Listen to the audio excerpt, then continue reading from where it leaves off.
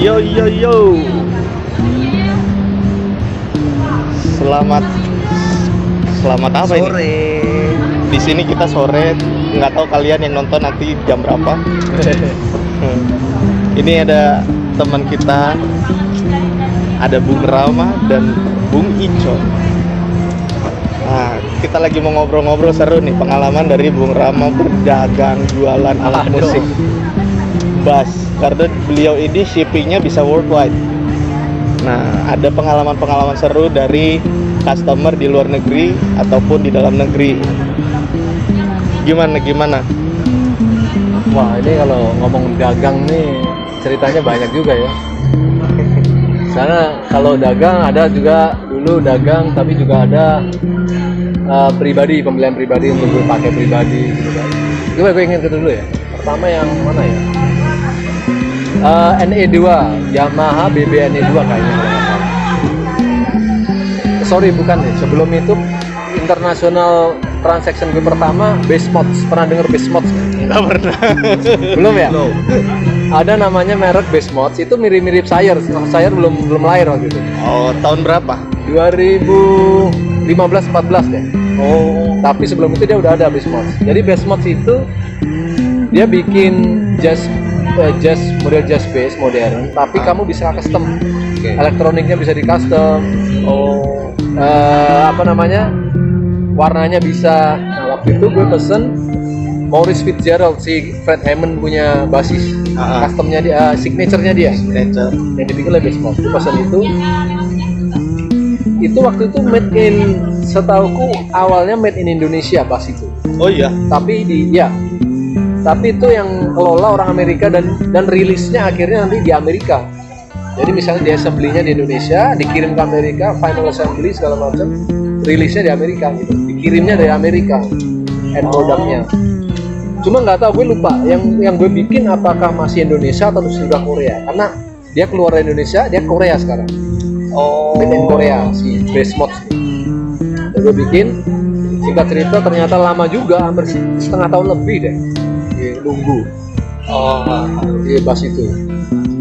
Ya waktu itu ya gue beranikan bayar segala macam, aman lah ya, karena udah ada websitenya, Facebook, jadi aman lah. Nah itu kadang-kadang yang di Indonesia mungkin meskipun ada website kadang-kadang ya lama ternyata ya komunikasi ya, itu nanti ada cerita lagi. Pelayanan kepada customer ya. Tapi kalau ini secara komunikasi dengan si bule ini aman. Karena dia selalu, gue tanya apa, dia selalu melayaninya dengan ya customer oriented lah gitu loh, enak banget gitu. Melayaninya lewat waktu itu lewat email loh. Gue email dia spek gue mau apa kayak gini. Gue tanya apapun, dilayani dengan enak gitu loh. Jawabnya enak banget. Gue mau tanya apapun dijelasin. Akhirnya satu singkat cerita pembayaran selesai. Bahkan waktu itu gue ingat, gue titip ada parts, gue beli dari website lain, gue kirim ke tempat dia. Jadi shippingnya dijadiin satu gitu loh. Dia nggak keberatan loh. Padahal secara dia juga ada jual juga itu parts di situ. Cuma gue dapatnya lebih murah di dalam ini. It's okay. Oh gitu. Ngerti nggak? Jadi itu loh orang bule enaknya begitu. Dia pokoknya kalau memang ini better buat customer gue, ya nggak ada masalah. Nah itu. Yang penting kepuasan customer. Jadi mentalitas itu yang gue pelajarin juga. Waktu gue berdagang di sini, belajar berdagang ya. Mentalitas itu yang gue coba pelajarin. Oke, itu selesai. Akhirnya parts gue kayaknya beli senar kalau nggak salah ya. Waktu itu gue beli senar, gue beli pickup sama priang, gue lupa. Pickup gue beli, gue kirim ke dia, kirimlah jadi satu. Singkat cerita, bass itu dikirim ke teman saya yang di Amerika, nyampe di Indonesia, wah, ini nih sempat headstocknya itu sempat nyodok hardcase-nya, jadi hardcase-nya sampai begini. Gitu. Nah itu nggak tahu karena plane-nya atau apa. Untungnya nggak ada masalah dengan bassnya. Ya itu yang paling penting ya, hardcase-nya waktu itu penyok, gator namanya, hardcase-nya artinya gator. Ya agak penyok begini kan, ngeri juga kan, tapi aman. Terus gue info dia kalau nggak salah bagaimana, ya dia yang penting aman ya, nggak jadi gue nggak bermasalahin, aman lah. Oke, itu pengalaman pertama gue. Sebagai buyer. Betul, sebagai buyer dari company yang ya udah established dia karena dia udah terkenal dia. Ya. Tapi baru tahu kalau base modes itu custom juga ya, termasuk custom berarti. Semi custom. Oh, semi Kalau aku custom. bisa Kirain produk massal juga. Semi massal juga. Jadi Oh. dia limited batch. Oh. Jadi dia kumpulin customer pesan apa. Nah dia kumpulin, dia bikin body segala macam, dia repaint gitulah. Dia paint, repaint. Nah sekarang dia customnya udah lebih fleksibel sekarang. Enak. Ya, kalau mau apa lo pesan roasted lah bisa juga. range-nya berapa tuh? Harga sekarang kira-kira? Di atas saya sedikit. Oh iya? 1000 ke atas, 1000 USD. 1500 sampai 2000. Seingat gue. Waktu itu gue punya 1500 USD. 5 senar. Di Masenar. Ya kalau di Indonesia rupiah kan 20 jutaan ya. Lalu ya masih worth it. sama-sama lah kayak vendor juga ya. Ya. Iya, tapi vendor pasif kan gitu. Deluxe nggak tahu, Deluxe lebih mahal seperti Deluxe, kalau baru ya. Vendor Deluxe. Ya itu selesai, itu pengalaman pertama gue transaksi. Nyampe nggak lama, gue aktif di forum waktu Talkbase ya. Talkbase. Muncullah NE, Yamaha BBNE putih ini, ting, harganya lumayan gitu kan. Ya nggak lumayan juga sih, normal. Untuk sekelas itu masih Ya, oke lah. 1.700 lah. Karena posisinya adalah dia tidak jual. Oh. Aku yang Nawar. cari barang itu, ketemu beberapa kandidat. Nah, aku coba komunikasi. Nah orang ini yang enak komunikasinya. Dan aku lihat asik lah, integritasnya kayaknya ada. Ya udah, itu pengalaman yang risky pertama karena gue dealnya lewat forum. Nah, forum kan tuh nggak ada perlindungan loh. Iya. Rame. Lewat forum. Kalau di sini Kaskus bayangin. Tapi masalahnya ini kasus ini bukan satu negara, ini lintas benua loh. Iya. Nah ya kan, jadi agak ngeri waktu itu sih jujur. Karena transaksinya adalah gue langsung dengan seller. Dan posisinya adalah gue nawar barang dia. Nggak ada pihak ketiga nih yang Nggak ngejamin. ada pihak ya. ketiga yang jamin.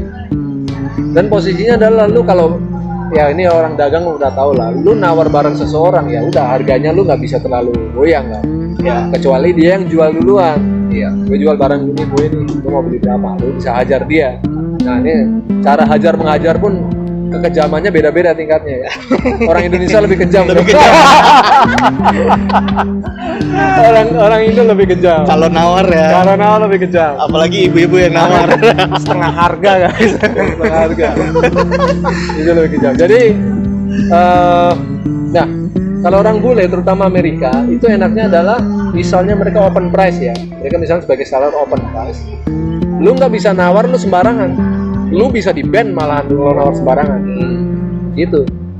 Dan misalnya dia open 1.700, gue lepas 1.700 fixed price. Kalau dia udah ngomong fixed price, Nggak bisa no nego bargain. lagi. Jangan coba-coba lu bargain.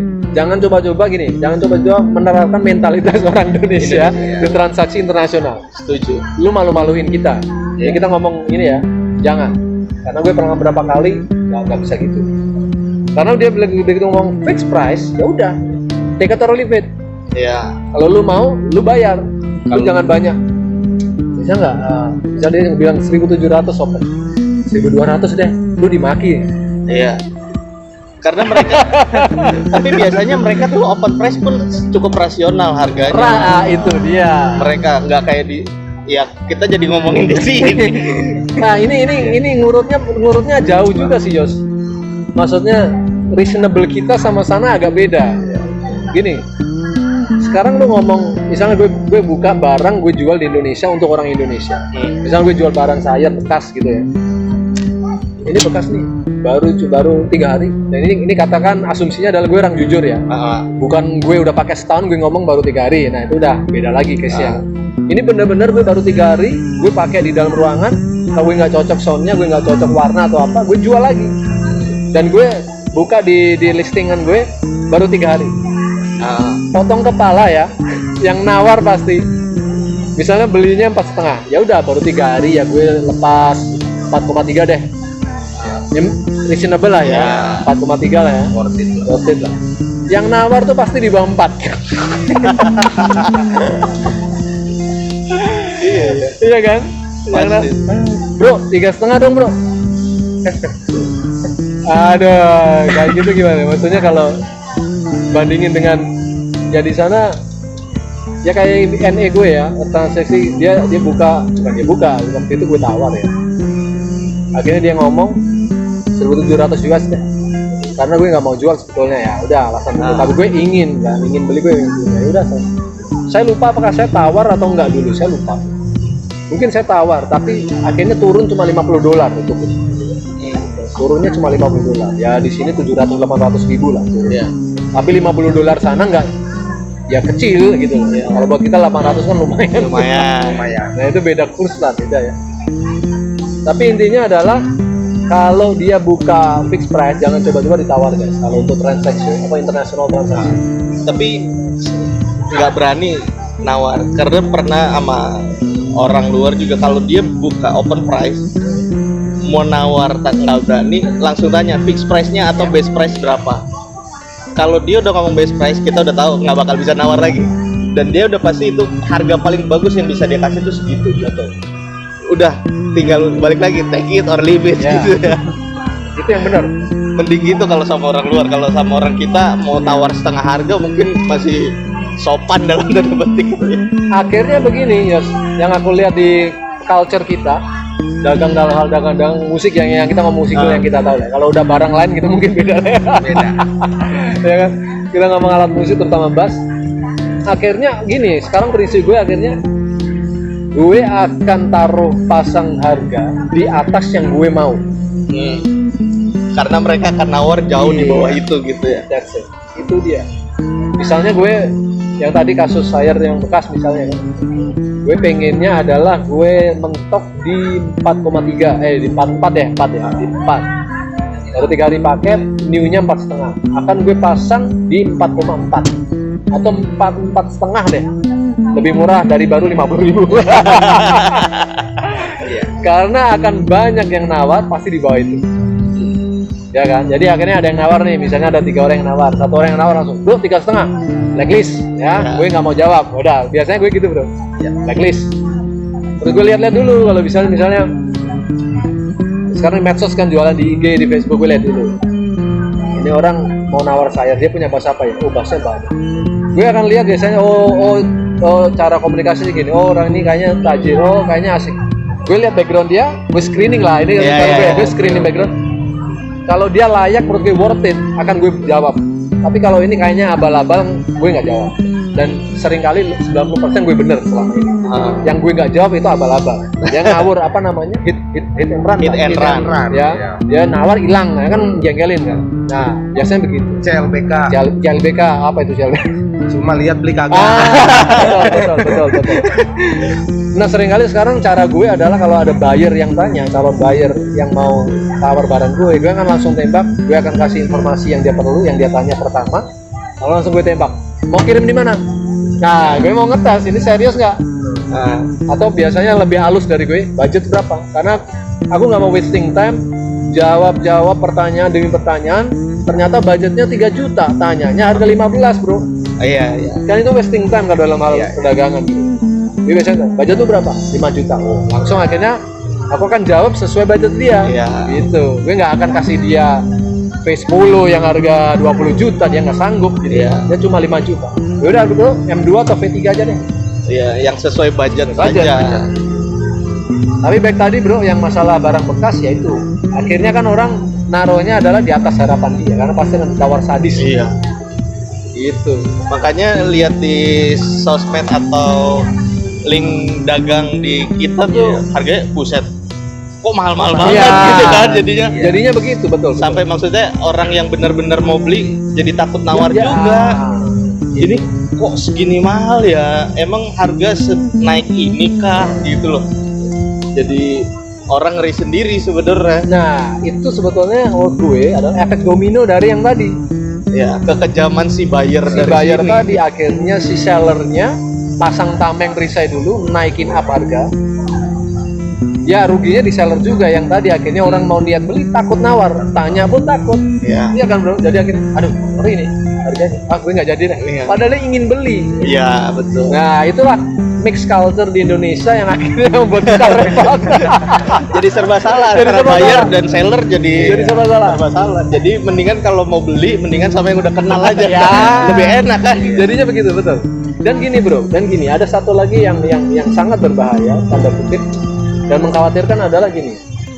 Itu pengalaman gue, akhirnya gue beli yang NE2 itu dari orang Amerika, itu barang yang dia sayangin, akhirnya dia lepas gara-gara gue tawar dan gue serius, dia lepas, sampailah di tangan gue, yang dia bilang mulus, karena waktu dia foto beberapa segi dan dia tunjukkan dingnya, ya. Cacatnya di mana? Dia langsung tunjukin tanpa ditanya, bro. Nah, Jujur ya. tanpa ditanya. Kalau orang kita kebanyakan, nggak semua ya, kita masih sayang. Nggak semua perlu Ya, dicatat ya. oke. Mostly. Berarti 95%. Tapi masih ada 5% yang jujur. Mostly kalau kita nggak tanya untuk seller Indonesia, bro, biasanya kan kita tanya yang kalau hal ini diterapkan ke transaksi internasional nggak perlu amat lu tanya sebetulnya. Misalnya, bro, elektroniknya ori nggak? Ya. Ini semua masih ori nggak, bro? Dari aksesoris, dryer, bridge, backup. Terus ada cacat nggak? Ya. Itu kan pertanyaan-pertanyaan umum orang Indonesia Betul. sebelum transaksi kan. Apalagi ya kira-kira? Ada cacat nggak? Ada Ya kondisinya tuh istimewa nggak? ya. Gitu. Mulus nggak? Ya. Gitu kan? Ada ding atau apa? Ada ding. Kita harus tanya dulu, baru di show. Itu pun yang ditunjukin nggak semua kadang-kadang. Iya, mungkin yang major minusnya tuh nggak dikasih tahu gitu. Gitu. Misalnya gini. Kita pernah kasus apa ya? Oh, ingat nggak? Saking banyak kasus ya. Jadi untuk ambil memori udah susah. Enggak. Lupa ada kasus apa? Ada teman gue sih kayaknya. Jadi misalnya ini paling gue takutin nih, jual barang-barang vendor vintage, ini paling gue takut. Oh iya. Karena kalau ngomong vintage, lu harus bongkar dari neck. Iya. Ya ini kalau ada yang tahu vendor, nih gue yang bukan ahli vendor ya. Yang tahu vendor pasti lebih tahu cara bagaimana menjudge apakah ini vendor asli vintage atau udah di partsnya udah Udah kayak Frankenstein lah gitu ya. Tempel-tempel ganti-ganti betul. sana sini. Udah diperkosa, udah dicopot sini, sini. Maksudnya kalau menurut gue kalau di international transaction tuh kalau dia ngomong original itu bener-bener ori. Nggak ada part yang Ganti apa namanya? Knop, apa dalamnya knop tuh? Potensio. Potensio diganti pun dia akan ngomong kalau ini potensio gue udah ganti ya. Dia udah info dan kita tahu aware jadinya kita aware barang ini yang udah dikasih potensio. Tapi kalau kita banyak yang tersembunyi bro kalau udah barang-barang vintage tuh ngeri lagi. Karena mungkin takut ditawar lebih dalam lagi. Iya, betul. Wah kalau itu udah kompleks ya. Vintage kayaknya udah topik lain nih. Belum lagi ntar trust root-nya udah trust root-nya udah wah, ya. ngeri. Jadi back to mana tadi ya? Back to NE tadi nyampe mulus bener-bener seperti yang dia katakan. Yang NE putih gue. Ya udah beda dingnya itu ya itu aja dan selama gue pakai 5 tahun nggak ada masalah. Puas. Ya. Akhirnya gue beli lagi di orang yang sama MTD yang harganya jauh lebih mahal. 5.000 4.000 lah US dollar. Dia kolektor atau Dia kolektor dan player orang tua. Wah. Jadi pantas terawat ya. Ya. Sorry. Jadi repeat order gue sama dia ceritanya. Si orang ini tua ini. Dan yang kedua barangnya MTD itu ya gue udah nggak punya lagi, sangat menyesal gue jual. Yoyocu lah kayaknya pernah lihat ya, ini MTD biru. Stockton spec. Iya. Fotonya masih ada. Masih ada. Jangan itu membuka luka hati. Wah itu mulus bener bro, like new bro. Iya. Jadi ini bro, istilah like new bagi orang bule sama like new kita ini mungkin agak beda geser dikit. Kalau kita ngomong like new di sini kadang-kadang nggak sih. Tapi kalau gue berusaha kalau gue ngomong like new tuh ya sampai ada customer gue yang jauh di kalau gue sebut nama mungkin kalian tahu ada di timur daerah timur. Gue bilang dia berapa kali transaksi sama gue jual. Maksudnya, ini like new nih barangnya bagus. Gue udah tahu barang lu Ram pasti bagus. Nah itu buat gue udah seneng. Reputasi gue di dia berarti udah ya itu yang gue harapkan. Bintang 5. Dan itu recommend. Itu gue belajar dari orang bule itu sebetulnya. dari orang-orang itu. Kalau dia ngomong like new, ya itu like new. Ya, bukan lu ngomong like new ternyata ada den Ya. atau Baret, ya lu ngomong lah Pak. Gitu. Jadi itu MTD nyampe benar-benar mulus like new tuh. Dengan harga segitu tuh masih worth it. Gak ada yang tersembunyi, cacat tersembunyi nggak ada. Itu dia salah satu Kejujuran itu ya. satu lagi akhirnya gue coba forum kan, wah pengalaman pertama gue jual beli forum lancar. Ini risky loh, karena kalau dia niat nipu kita kan harus kirim dulu nih uangnya. Ya. Benar-benar kirim lunas dulu bro, set baru dia kirim barang. Ya. Lancar kan, kalau orang mau niat nipu begitu kirim uang, nggak ada kabar. Hilang. Wah, selesai kita. Dan itu bukan uang kecil, kayak 56 juta. Nah habis itu gue pesen TRB JP2 yang merah, John Patitucci. Yang 26 frets, yang merah lah, yang gede itu. Ya. Gue pesen bekas, gue minta fotonya, dia kirim, bla bla bla bla. Oke sudah, gue bayar lunas, dia kirim, nyampe di tangan gue cek di belakangnya itu kayak, kalau Yamaha itu kadang kayak ada puteran gitu, kalau kita bersihin bodi belakang bro, ya itu kayak ada puteran apa ya, bukan baret, tapi kayak baret, ngerti nggak? Apa ya ngomongnya? Dari finishing varnisnya kali. Bukan serat kayu ini aman, dari karena dia glossy ya. Ya, varnisnya kali. Finishnya mungkin. Kalau kita lapnya alurnya gimana, dia ketahuan. Jadi kayak mungkin karena back body tergores-gores di tubuh mungkin. Ya. Dan settingannya kurang enak itu. Dua aspek itu aku kasih tahu ke sellernya. Cuma kasih tahu, tidak berharap apa-apa waktu itu. Gak ada harapan apa-apa. Cuma aku kasih tahu, oh ya ini asik, barangnya bagus, karena memang bagus seperti yang dia bilang kembali ya kan. Ya. Yang kedua, tapi ini kok settingannya ini udah disetting belum ya? Dan senarnya udah lama ya ini ya. Nah aku bilang gitu, senarnya udah lama, settingan kurang nyaman di saya dan back body kayak gini. Tahu nggak apa respon dia pertama? Si seller ini. Setting di sana berapa? Dia yang bayar. Dia tanya begitu kan langsung, wih maksudnya apa nih? Nah kayak gitu. Gue bilang aja waktu itu $40 ya, waktu itu 500 ribu atau berapa lah. Dia bilang begitu. Gue kasih spare sengaja ya. Gue nggak tahu, waktu belum pernah setting. Gue kasih gitu. Lalu senar berapa atau apalah. Dia kirim balik loh ke saya uangnya sekitar $50-70 kalau nggak salah.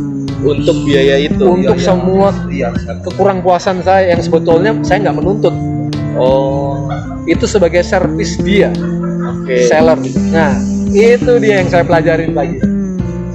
Ngeri ya. Coba lu aplikasikan itu di tempat kita. Jangan barang begitu, barang bekas ya. Ya. Barang baru aja kita beli di toko, keluar dari toko kita pakai, terus kita komplain. Susahnya minta ampun. Sulit Di sini susah banget. Itu ya. barang baru, Bu. Iya. Apalagi kalau bekas. Sedih. Dalam jangka waktu berapa lama Om? Apa tuh? Barang sampai. Barang sampai Ya. begitu langsung Aku komplain.